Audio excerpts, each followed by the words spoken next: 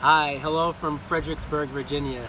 I don't know what to talk about right now. This is the first video for the channel in quite a while, but I've been going through certain self-inquiries and self-developments, and I've been divorcing myself from the identity I put on, so to say, when I get on camera.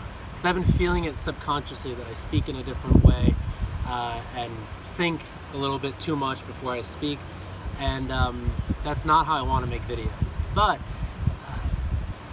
if I keep making the videos while doing that, I'm going to reinforce the pattern. So I just stepped away for quite a while, and basically I'm back now, and I don't know what to talk about. But I came to DC for a certain reason, right? And I ended up meeting my friend in the city, right, in Washington, DC. And it was supposed to be a 2-hour meeting, and I think maybe more than 24 hours later, I'm still with him.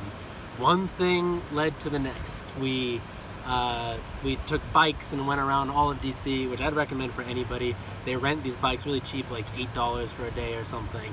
And you can bike all over the city and dock it wherever. We saw the White House, we saw the Capitol, we saw the Supreme Court, we saw the World War II Memorial, and we saw like everything, right? Everything in that mall area, the monument, we touched the monument, right?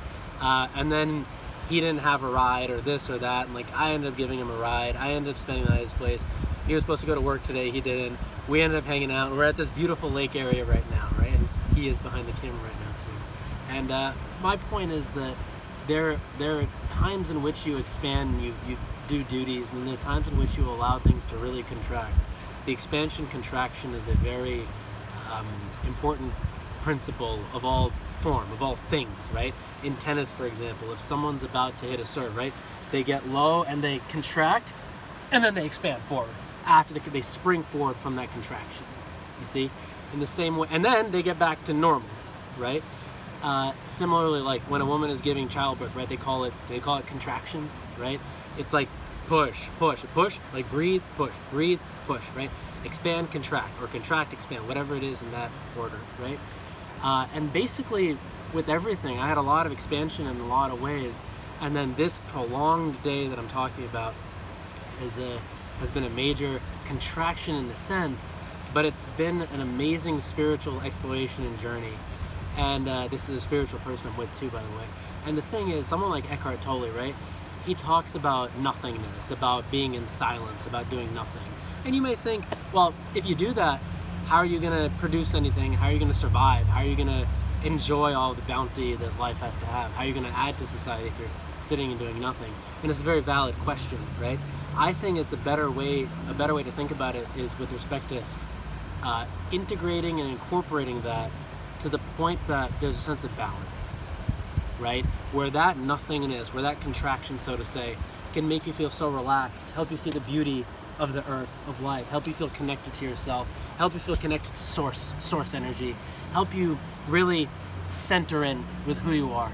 I think when you have that, then you go back into the world of expansion, you go do this, you work out or you produce something or whatever, you have fun, right? You learn about something, then it's infused with a life, with an energy, right? And if you look at the Beatles, for example, right? They were so in touch with the flow of the universe, right? And John Lennon said, he was talking about A Day in the Life, one of their songs, but in general, he said the Beatles, John Lennon is one of the Beatles, said, we worked really hard on what we did. And they, Paul McCartney, another Beatle, when they're making one of their albums, Sgt. Pepper, he'd be up until dawn sometimes, playing bass on it until his fingers bled, right? So that's extreme hard work. Yet, when you see them in interviews or this or that, it's like, oh yeah, we were just having a good time and we put this record together, right? Like, it's just, in a more relaxed sense, everything feels easy, right? And that's the thing. They had extreme hard work, they toured a lot, made a lot of albums, etc., but also extreme flow, fun. And the more hard the work is, in a way that's actually like, coming from the right places, the more better the fun is. And the more better the fun is, the better the work is. Like, I read a book by Jeff Emmerich, Here, There, and Everywhere. He recorded the Beatles. The book is Here, There, and Everywhere. And he says Cliff Richard recorded at EMI. He's a British rock star from the 50s. And Cliff these are great songs actually, the young ones, very nice one. Cliff would write, he would be very serious, he and his band, and they'd be very professional and they get their job done. The Beatles were just fun. They'd be joking, they'd be doing this, they'd be doing that. but they're also still very hardworking. So they had more of that contraction aspect there, and that fun came into the music. And why do I have to explain who Cliff Richard is and don't have to explain who the Beatles are? Because there is a power. There's a power in that meld of contract and expand, of yin and yang, of backwards and forward, of rest and work, of X and Y, or of A and B, of up and down, of left and right. You see? So I think that's something that's important that I wanted to impress. This beautiful balance between expansion and contraction. And I would have never thought that I'd end up here in I'm near Fredericksburg, Virginia right now, near this beautiful lake or river, whatever it is. I went and climbed, or did Smeagol Gollum tactics and got all over there and really sat there for like an hour or two. I had all sorts of stuff I was gonna do today, but I didn't do it. I didn't do any of it. And it's been really good because my mind was out of control. Gotta do this, gotta do this, gotta do this, gotta do this. And I was very unhappy. I could feel it. I knew it subtly. Something was wrong. And so this long day of letting that mentality go away has been very helpful to me, you know?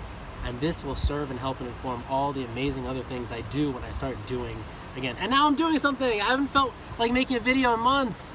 See, I relaxed, I contracted, I really centered, and now I'm doing again from a higher standpoint. So those are the words I like to impress on you today.